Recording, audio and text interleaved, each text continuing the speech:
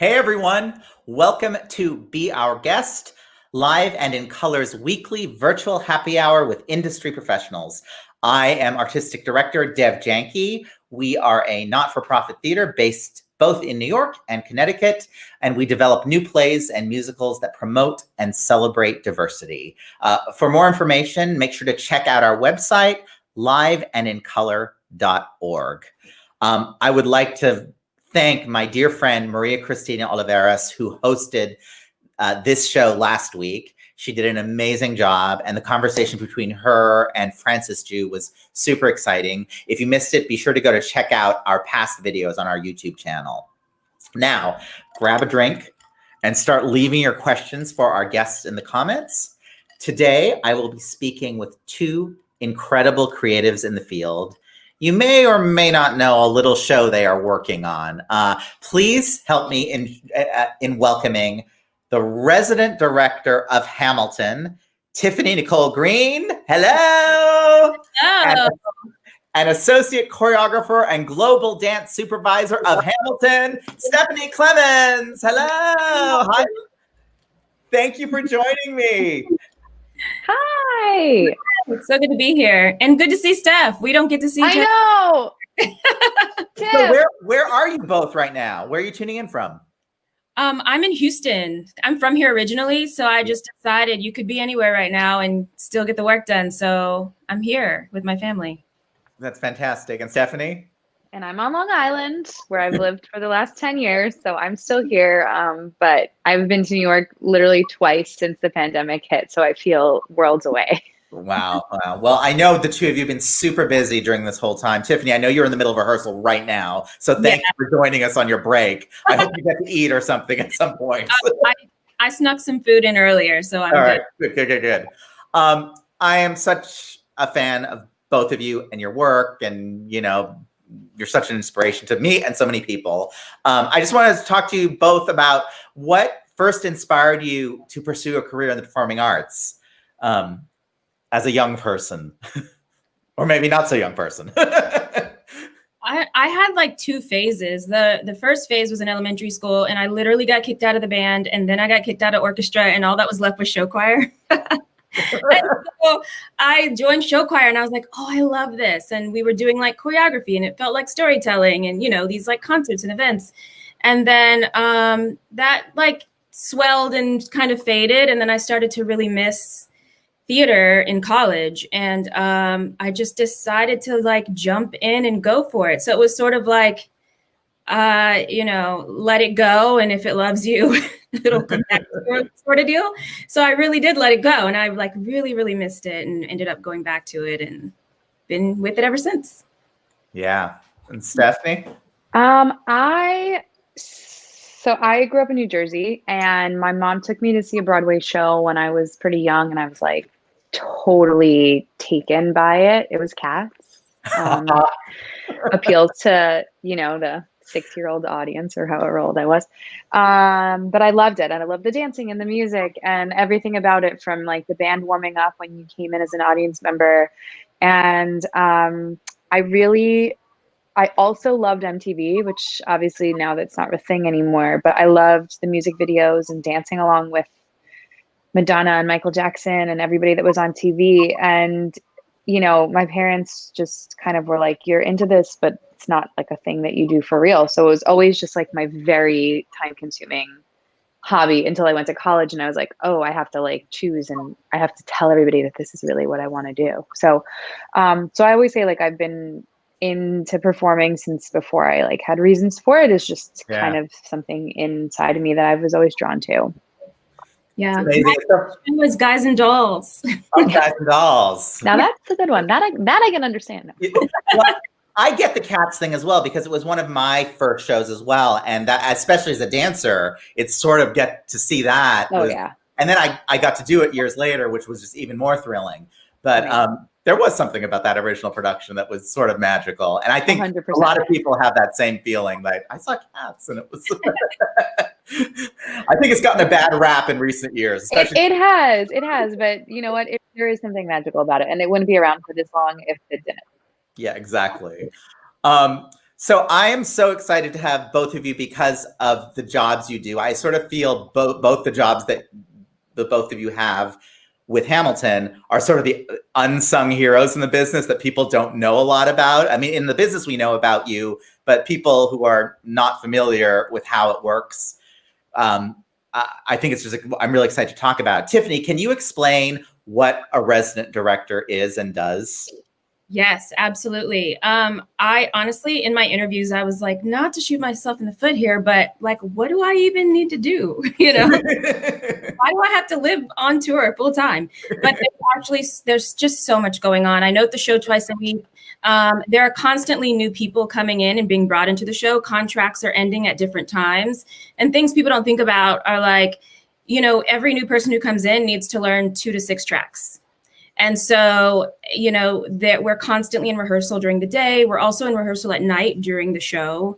We actually have to schedule the times from rehearsal to go and watch and note the show. And you know, the residents are responsible for teaching this one individual or these 2 individuals this entire show without a company, because the company is working, you know, they're doing something else. And so we're running around being everyone else and doing text work and table work and all those sorts of things. And then also giving them all of the blocking and choreography for our dance supervisor that comes along with the job. And then figuring out ways that we can deepen their version of the character and inspire the individuality that the show is so such a champion of, you know? So like, what is your version of Hamilton and what is your version of Lafayette? And how do we deepen that within the framework that like already exists and is given to you on day one? So that's the majority of it. And then there's just a bunch of other things that happen, you know, like wig things and costume things and, you know, vacations and like who's going on tonight and who's injured tonight. And, you know, like all of those things. I'm a part of those discussions as well. Well, I know it's a huge job, as is Stephanie's huge job. Can you explain what a global dance supervisor is and does, which is such an epic title to me? Yeah, well, it's funny because that title kind of came up when London started. Yeah. And so my first job is associate choreographer, right? And as the associate choreographer initially, right, 6 years ago, was very different than my job is or would be right now. Initially, it's working with Andy Blankenbuehler, working with a choreographer, creating the steps, you know, solving things like we don't have a turntable yet. What is Helpless Satisfied going to look like? And, you know, helping to conceive of how those pieces of the puzzle actually fit together. And then day one in the rehearsal room, how do you teach all these concepts that you've been in pre-production with? How do you introduce those concepts? How do you teach them? You know, we said, this is what the choreography is going to be for the ensemble. And then we were like, and then the principals around the upstairs are going to do something. Well, what do they do? And you're in rehearsal and he's busy. And then you sort of help to create variations in the choreography. So the job at the beginning is very boots on the ground. I was also an original cast member, so I kind of like jumped in and out and did, which was great. I was a swing, so I wasn't on all the time, so I didn't have a particular track, but it was great because as the associate, I kind of helped to develop all the parts, so I really had a great understanding of them. So that role as swing came easily to me. And then our first additional to Broadway happened, and that was Chicago. And then we brought Michael Balderrama on, and he was the first, resident choreographer or dance supervisor, as we call them here in Hamilton. So he was the first supervisor, boots on the ground in Chicago. So he and I would communicate all the time. I'd fly out there, kind of check in, see how things are going. But he was taking care of the day-to-day, and then I was more administrative in that part, and I was still taking care of the Broadway show. And then San Francisco happened just a few months later, and then I had, someone taking care of the San Francisco company. And as it grew, my job went from this boots on the ground that Tiffany mentioned with all these nuances of explaining character and for the dance department, explaining steps and teaching, to this 30,000 feet of like, well, if you have 6 companies, including an international company, how many times do I go visit to give them like a turntable contingency rehearsal, which is like when the turntable doesn't work? Or can I teach my dance supervisor how to do that so then I don't have to fly out for that rehearsal? And, 13 ensemble members are leaving within the next 6 months in Hamilton. Alumni and say fit them in, or find someone that could squeeze in, for a couple of weeks while we're teaching someone else. And so it's really more sort of that kind of work right now. And then when we put up new shows at the beginning, before I had trained someone, I was the only one that sort of like could put a show up from scratch. So like I put up Chicago and then San Francisco. And then as we got to the additional companies, London and the Philip tour, the second national tour, were going up at the same time. And so Michael Balderrama, who had been the person who was helping in Chicago as a supervisor, kind of took on the role of learning how to literally teach Hamilton, learning how to build Hamilton from the ground up with a brand new cast. And so that's been the job. And, it's like ever expanding. Even now, we're so lucky that Australia has managed to keep their masks on and could they have theater. Yeah. And so the Australian company of Hamilton is going to start rehearsing in a month, and Balderrama is actually going to head out there to go do that. And so my job has become so much of what Tiffany said, sort of delegating that job of maintenance, making sure that I train the people who do that well, so that then I can sort of be the moving global person. How many new productions have you been involved with now? Well, so Australia is the 7th. And so Australia, I was the least involved in. I helped to hire the dance supervisor there, the resident choreographer there. And I didn't run any of their auditions. So I was just part of the creation process. So London was the 6th, additional to the another US company. So it's like, now it's like 6 and like a half, because like I still work with Australia because I still manage all of the dance department. So it's seven productions technically. It's unbelievable. I mean, it's, become a worldwide phenomenon. And it actually reminds me of the Cats days, because Cats ran for 25 years and the supervisors and the resident directors stayed with it for like a good chunk of that time. Yeah. So I think, should you want a job for a long time, you have very it. Lucky. Yeah. What's it like directing a show that exists already, that has already a framework, and then you have to come into it and interpret it in your own way? Can you speak to that a little bit? Yeah. I really, really love this kind of work. So it really works for me. I'm really interested in the psychology of relationships and like sociology and all that kind of stuff. So it's always really a lot of fun for me to work with actors and help them find like their versions of the thing and what their impulses are and what are they responding to and why are they saying the next line. Like a really simple version of that we tend to talk about a lot is Eliza in Burn says, you sleep in your office instead. There's a lyric that says you sleep in your office instead. Most people interpret that as him choosing to sleep in his office, but then some people, it's a choice that resonates with them more to be like, no, get out, you go sleep in your office, So there's like all these little lines where there's room for interpretation that we like to play with. And sometimes the, I guess the end result may look very similar to the audience, but it keeps the actor rooted and it keeps them engaged and it keeps them driving forward to the end. And so like the moment at the end with Eliza, like, what is she grabbing? Why is she reaching her hand up? Like everyone has a very different interpretation of what that is. And what is it to go to him and ask him to come to dinner and see what his son has done for him on his son's birthday? Like, is it the idea that you are like struggling through it? Or is it the idea that every day you wake up and choose your marriage?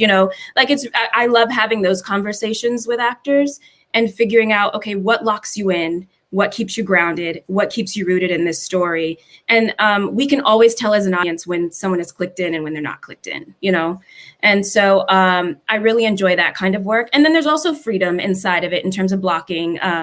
Every company has like their little thing that's different in certain moments. And then, companies sort of get locked into a thing that then becomes like, that's actually not the blocking. This is free, but it's been done a certain way for such a time that when someone new comes in and wants to change it, it's like, how can you do that?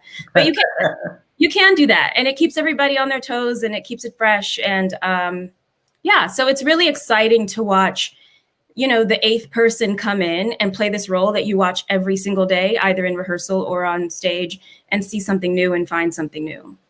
Yeah, I mean, I think it's the sort of the magic of live theater. Yeah. And Stephanie, I've had the great fortune of getting to watch you teach the choreography on several occasions in master classes and things. And I'm always amazed at how the choreography that's so specific, you teach it in such a personal way that people are able to put themselves in it. Talk a little bit about that.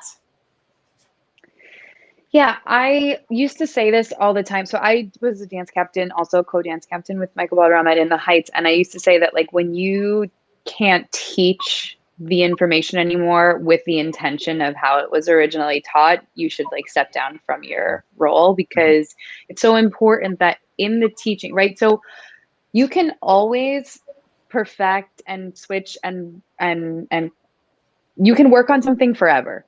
You can't only make a first impression one time. And there's so much of our muscle memory that it gets sealed and locked away in our first impression. And it's like, if any dancers are out there listening, or choreographers, you'll know that if you teach something incorrectly, or you have an idea in your head and you teach it to the cast and they didn't quite grasp it, you're literally chasing that tail for the rest of time with the show. It's like, once you tell them one thing and they misunderstood it, even if you go and change it and they really change it, it's like it's always colored by this lens of the first impression of how they first understood the material. And so I always, when I'm teaching, really try and, like, take that to heart, and not only teach the material from a place of integrity from where the material came from, but also to speak directly to the audience. And the thing I love about Andy, and why I've worked with him for so long, is I'm so drawn to the way in which his choreography leaves room for the individual. And it doesn't just leave room, it actually requires the individual to show up every day. And, you know, there are other shows that you can do where you can put on a Broadway smile, you know, or like a sort of pick it off the shelf emotion, and do that section of choreography, and you can execute it incredibly well with your lines and your technique. But with Andy, it's like you have to bring yourself to the table every night for 2 hours and 45 minutes. And it's incredibly exhausting. And it's also in a lot of ways really liberating, because you get to really work through your stuff every day on the show. So what's exciting about seeing a new group of people, whether they're dancers or non-dancers, it's about connecting with the emotions that are, like I said, part of the wrapped into the movement in the show, and then helping people sort of bring that out in themselves. And I think for me, that kind of makes it new every time, because you have always a new group of people interpreting the material, which is really cool. Well, it's always so great to see you work with the actors and dancers, because it's just, you explain it so well. Tiffany, you are the first Black female to head up a production of Hamilton. There you are, bossing people around. What is it like to be revolutionizing an already revolutionary show? It's great. I'm like super excited. I was super excited to be able to enter into this space and like hopefully hold some space for the next person, you know. And it's funny, when I first got the job, they sent me out to visit all of the other companies, and just to see how different people work and how different companies run and all of that. And so almost every company, people like ran up to me and they were just hugging me, and they're like, it just felt very warm and welcoming. But I think everyone was excited, and I didn't fully grasp the importance of that. You know, I mean, for myself, sure, I was like, that's awesome, like a little private victory, but I didn't really grasp the importance of that for others, you know, until I started to meet the other companies, and I was like, oh, okay, wow, this is meaningful to them, and that made me feel great as well. And yeah, I think that everyone has different strengths and different things that they bring to the table, and I think that, you know, with my company in particular, there are just certain things that I may have knowledge about, or I identify with, or you know, I get away with talking to people in a certain way that other people don't for many reasons, right? But like maybe one of them is like a level of comfort. You just never know. And so, yeah, it's been really great to be able to provide that that service and that space and that comfort for my fellow company members, you know, and the actors, and I appreciate them doing the same for me. So that's so wonderful. I know, I mean, Hamilton seems to consume both of your lives, but I know you're busy with a million other projects. I know, you know, Tiffany, you direct in the regions a lot. Stephanie, I know you have a million projects going, new shows, and what else? I'm curious, what is the difference for our viewers directing regionally as opposed to directing and creating commercially? I mean, for me, there's just like, I mean, one, my experience with commercial theater is theater that's already been made, right? So there's a lot of fitting inside of a framework that already, or a shape that's already been created. There's a container, right? Mm-hmm. And the way that you fill it is up to you, but there's a container, there's a shape. And, you know, I really work from a script, and that's it, you know, when I'm working with on a regional level, and we get to work with an established piece of work that's been done several times, maybe, or maybe not. Maybe I'm working on something that's brand new. But even with established pieces of work, it's like, okay, what's your take, and go. And we can fully sort of recreate and reinvent and rediscover with a lot more freedom. Yeah. And so, but one really one muscle, like working one muscle out, really strengthens the other for me, because it's just good to go back and forth. It's good to have all of that freedom and to take advantage of it and create something really special and dynamic and whatever, and then take that information and say, oh, how do I do that with this container that I actually cannot exchange out for another container, nor do I want to, honestly. It's in pretty good shape. But like, how do I play with that? So it's really good for my brain, actually, to go back. Yeah. Yeah. Stephanie, how is it like being in the big blockbuster commercial hit as opposed to having to go to work with like no budget somewhere else? You know, it's funny because so I did a first national tour for like 10 months as a performer, and then I booked In the Heights on Broadway. And then I did Bring It On, which was on a trajectory to Broadway, did like an out of town tour, and then Broadway. And then I went on as like a choreographer to work on some regional stuff. And so I think sometimes the trajectory can be like regional to Broadway. And then, you know, I kind of went Broadway to regional, which was such a, like, I really had to, like, the first thing that I think I did regionally was this show at Flat Rock Playhouse, Waiting for the Moon. It was a show that Andy had done, and I kind of went in to do like the additional choreography for the new material Frank Wildhorn was writing. And it took me a moment to realize that, like, oh, people here have day jobs, and then they're like building the set from like 7 to 11 p.m. And because like it was like my first production meeting in a regional theater, and like we were talking about making something happen, and it just like wasn't. I was like, wait, like what's the problem? Like I don't understand. And like the artistic director like pulled me aside after and was like, they all have day jobs. Like they can't just like the turnover isn't like what you're used to on Broadway. And I really had to like take it down a notch and like really like it was humbling for me to understand that these people were like maintaining this second life, and then really breathing life into theater in their community out of love, like truly out of passion and love. And obviously different, you know, I've worked at PCLO and other places that are regional that are just like monstrosities that are incredibly, you know, they're so Broadway-esque in so many ways. And I have to say, it's like on the one hand, you sometimes have to tone it down a notch. And then on the other hand, you sometimes are so impressed with like, holy sugar, like you see like the scene shop at La Jolla Playhouse and you're like, you guys are amazing. Like just like SoCal surfing and then doing your thing here. And so I think initially it was shocking, and then I really they earned my respect in so many different ways. And it's also kind of amazing to see, you know, it's funny, like London, for example, their quote unquote regional theater is so different than we have here in the States. You know, you'll go to see something in London, sort of like out of town, quote unquote, and it's like amazing. And you kind of realize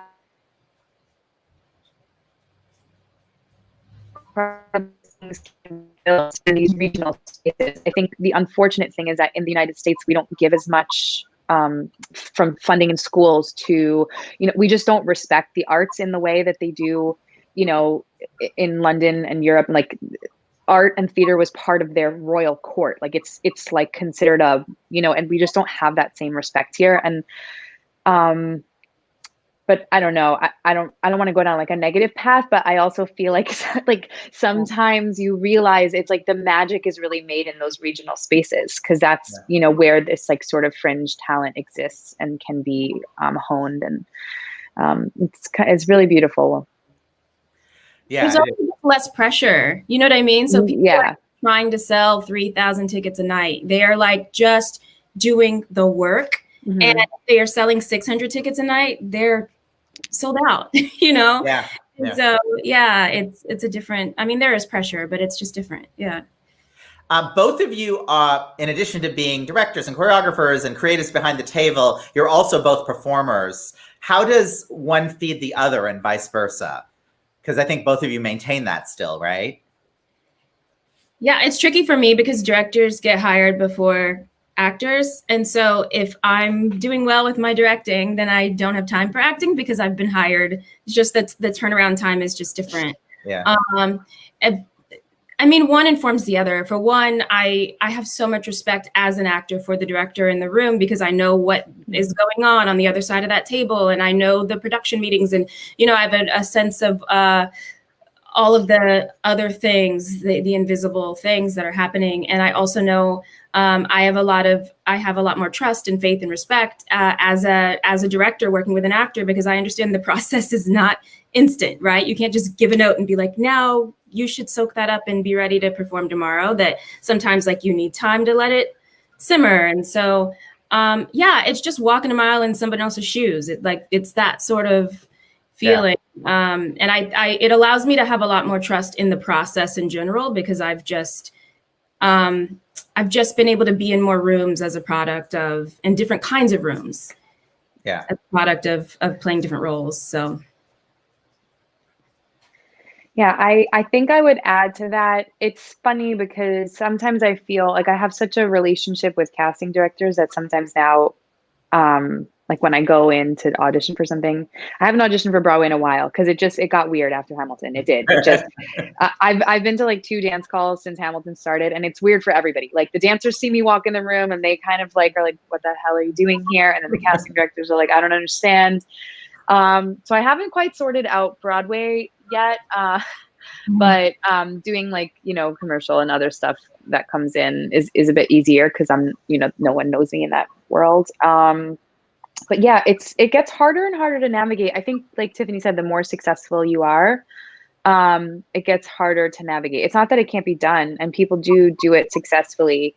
It was just easier, like pre-Hamilton, I would say. It was even then though, like, I mean, I ran all the auditions for In the Heights, all the auditions for Bring It On. Like I had run I was in If Then, and I was the dance captain, so I was running those auditions. So like so many dancers and casting directors in the world have seen me on their side of the table that it can be hard to shift. So I only go in for things when I'm like 100% right. And then if I don't get it, it's like on me because I didn't nail it, you know? Tiffany, I know you have to go back to rehearsal, don't you, right now? Are you? Yeah. I mean, they know I may need a few extra minutes. All right. Okay. I just want to, I know we have a bunch of questions from our viewers that I would love to get to if we could. Let's see what's up there. How do you keep all the company and tours organized and ready to go? That's a big question. So I'll give you a broad answer, but A lot of hours of planning, a lot of talking to Tiffany's counterpart, Patrick Bassel, who's the associate director of Hamilton, and the production supervisor, Jason Bassett. So the three of us, and also the music supervisor, Matt Gallagher, the four of us talk a lot about, and we have casting meetings every 2 or 3 weeks with all of management and all of casting. We look at this giant grid of all the casts. We have like a coloring system for when someone's contract is 6 months out, and then when we're in the orange zone and they're 3 months out, and then when they're like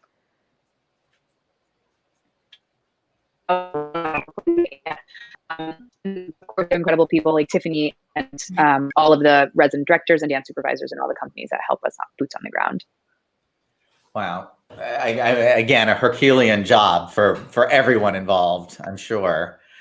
Let's take another question. Lynette from Canada says, when you travel, what are your supports? How do you find your community? That's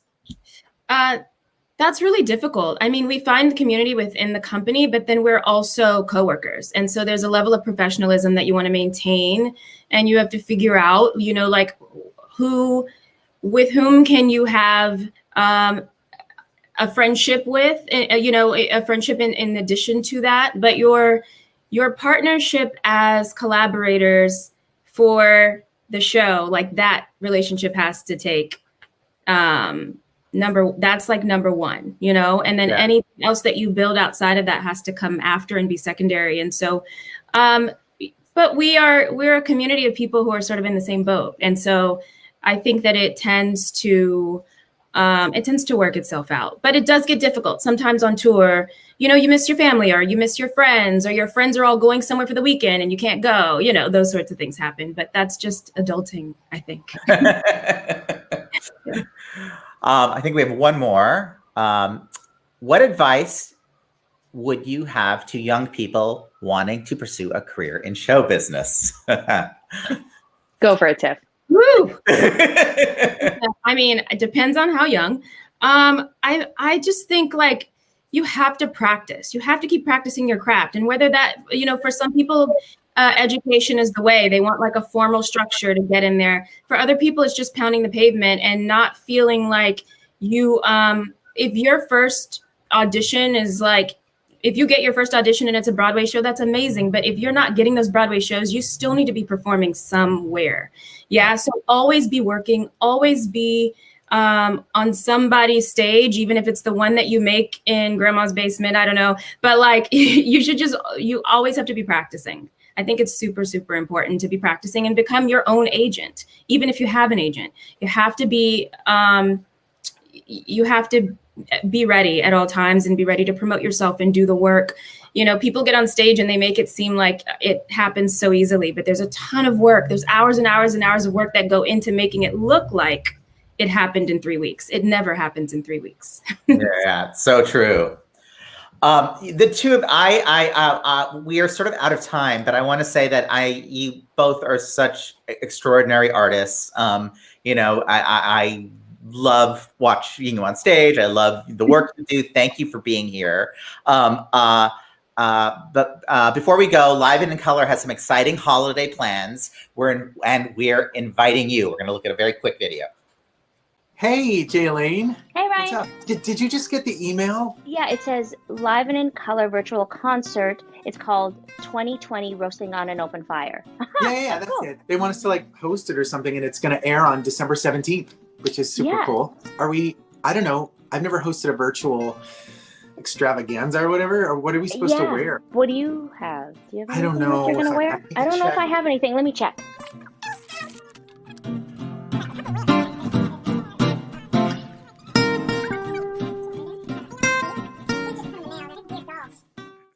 Hey, Ryan, did you find anything? No, not really. Yeah, I don't really have anything either. I got nothing. So, just Christmas sweaters then? Yeah.